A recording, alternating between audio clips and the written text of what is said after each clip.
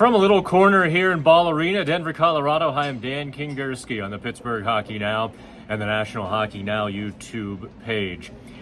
It was what an afternoon. I don't know how to describe watching the Penguins play as well as they did for 30 minutes, racing to a 4-0 lead over the Colorado Avalanche. And then for, let's call it preceding 5 to 10 minutes, actually holding the Avalanche somewhat in check. Now, everyone knows how good the Colorado Avalanche are. To score 4, to hold them in check, you think, okay, maybe today's the day. They actually get a win, they get some feel-goods. I'm not saying at this point that they would go on a crazy run and make the Stanley Cup playoffs. But it would be nice to talk to these guys under some better circumstances and different situations. I'm a little tired of going into the locker room and seeing just crestfallen faces, sullen voices, shaking of heads, disbelief, bewilderment. Pick your words, pick your adjective. I think you know where I'm going with that. The Penguins give up 5 unanswered goals. 4 in the final 24 minutes of regulation. The winner comes in the first minute of overtime. And the cavalcade of mistakes. It wasn't like the grinders made mistakes on Sunday. It was Sidney Crosby losing his man. It was Erik Carlson clearing a puck right to the Avalanche. It was Chris Letang not taking Zach Parise near the net. It was nobody taking the shooter on that. And you'll forgive me, the 5 goals coming fast and furious. Which goal was the Parise goal? So he actually didn't get an assist. I think that might have been the Sean Walker goal. Yeah, in fact, that was the first Avalanche goal. Former Flyers defenseman Sean Walker, defenseman. Nobody within 10 feet of him between the circles.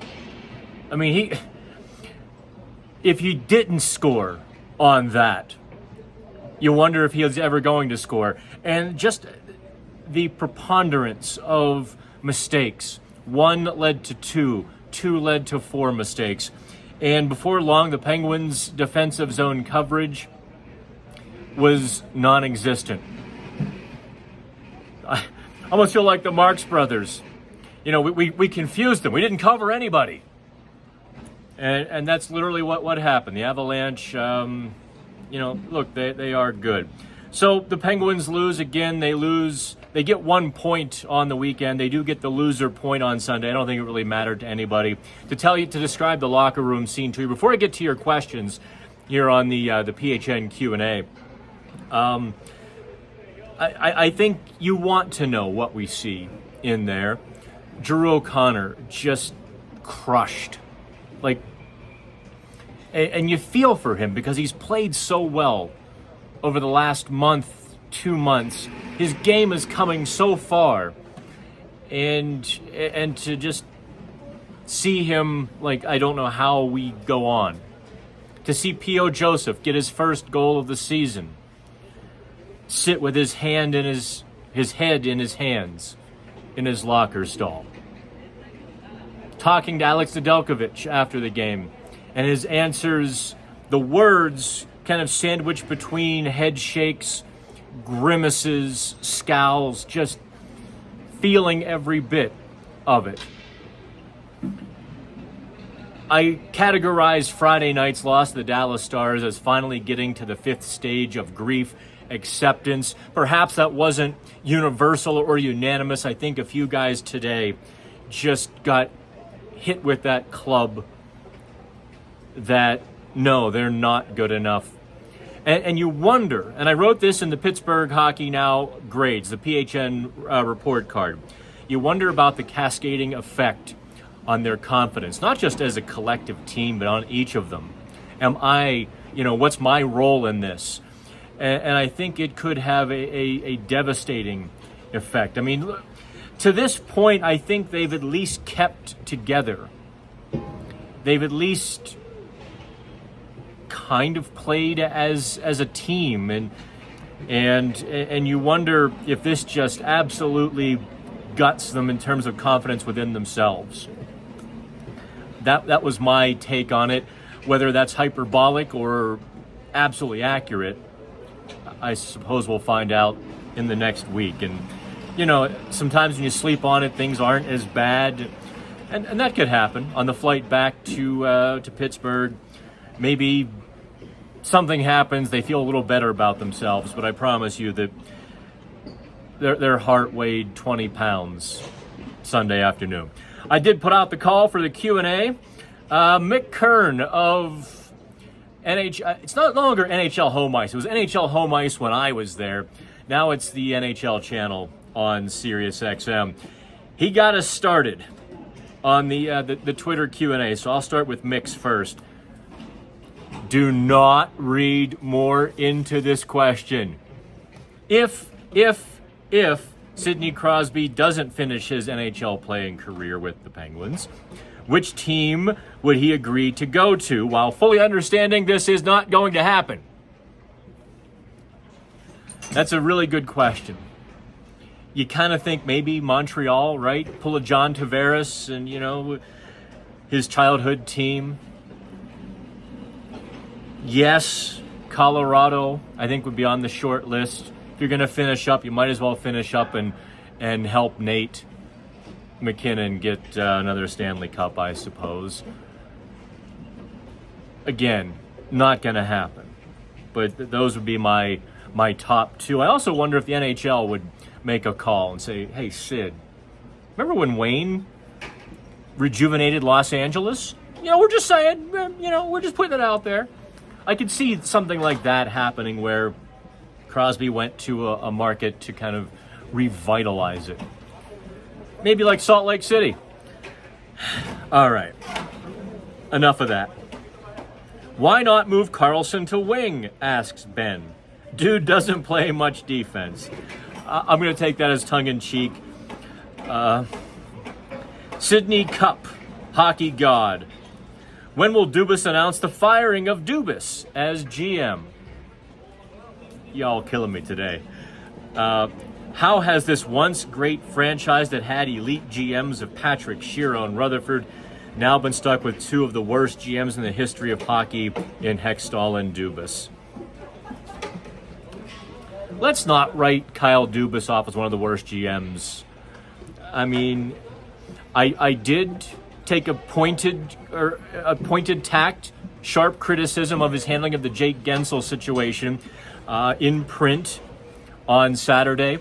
I do think I think Dubis was correct. His first instincts were correct. Mid-December, late December, the bye week / All-Star game in February. Those are the moments when he probably should have pulled the trigger and moved Jake Gensel so the team had time to vent, to rage, to heal. And they had time to integrate what Dubis would get back. By waiting until the last possible second, I think he took away any shred of hope, because the team was, the team was 2-9-1 from the time we believed Dubis began the conversations, letting Gensel and Sid know the trade was coming, to Friday. Now, we don't exactly know what day. It might have been 2-8-1. You understand what I'm saying, though. But let's not be hasty. Let's not judge too quickly on Dubis's tenure. Okay. There are valid criticisms, and we'll be spending an off season getting into those. Oh man, some crazy ones here. Tumi says, don't you think the Penguins stopped playing at 4-0 in order to tank to get in the draft lottery? Absolutely. I think the Penguins are afraid to win, and I think they want the top pick, and Sidney Crosby went to the bench and said, guys, you're playing too well. And Mike Sullivan said, yeah, Sid is right. Everyone starts sucking. Come on. Say What asks if I found any good true crime podcast. I'm still on Clockwork or they kind of start in reverse. I'm still on the first season of that. We'll get to the end before I know if I like it or not. Let's see here. Lisa asked, with the way the season is ending, do you start to worry this lack of confidence rolls into next season? Yes, absolutely. In fact, that's what I wrote in the report card. Lisa, you were, I think you and I are on that same wavelength. This is the kind of loss on Sunday. This is the kind of ending to the season that decimates a team atmosphere. It absolutely wipes clean any good feelings, any future optimism. This is the kind of loss that makes you start to think, it starts to have that stench. The organization begins to have the stench, the losing, the downtrodden, the pessimistic, the pessimism, that stench. This is Sunday's loss is that kind of loss. So Lisa, I'm with you on that and wondering if it's, yeah. David Paulus Jr. asks, what do I envision the team's compete level will look like when the Jake returns on Tuesday? Lord knows. Heart in a blender. That's all I can describe this team. And I think they might want to put on a little show for Jake, but I think seeing him in Carolina's sweater is just going to be kind of a baseball bat to their ribs. Just my gut. Who knows? York for Heisman. Will the Penguins re-sign Jake this offseason? No, they won't, because they have to go in a different direction. They cannot spend $8-9 million on a guy who's going to be 30. Jake is going to want 6 to 8 years. He's going to want $8 to $10 million. That just doesn't fit the Penguins. I kind of feel like I've been telling you all this since last July. I was the one who told you the Penguins would keep Gensel as their own rental if their playoff positioning warranted it, which ultimately it didn't. And I'm telling you now that he doesn't fit with the arc of this team. No, they're not going to re-sign him. Let's see here. I'm thinking Carlson will this is from Joe Wasn't, will ask to be traded, but who do you think would take him? I don't know anything. I want to preface that up front. I do think Carlson might ask out of this, sensing another bad situation. Or he will tell the team, I'll give you till next December. If not, I want to be traded by the All-Star break next season. I can see that. I mean, look, Carlson's 33. He needs that Stanley Cup on his resume. He's running out of chances quickly. The Penguins clearly drop-kicked their chance away this season. Pitt Sports Fan X, what else can you ask or say that hasn't already? It's going to be a brutal rest of the season. Dubis has his work cut out for him. And that's where we will end it. All right.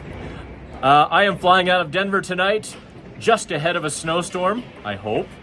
So wish me luck. We will talk again Monday, technically an off day. We'll see how much work I do. I have appreciated all of you hanging in there with us, coming along on the road. I appreciate the highs in the airport and the coffee shops. And it still does freak me out when y'all recognize me. And I guess I'd rather be recognized and feel awkward than never be recognized, right?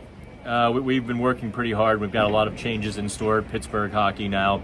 I don't know how much I can tell you because we actually turned down some massive offers recently. We turned them down to do it ourselves. So that's where we are. Read the Steelers and the Pirates coverage and the rest of National Hockey Now from the barn. I'm Dan Kingerski. Take care.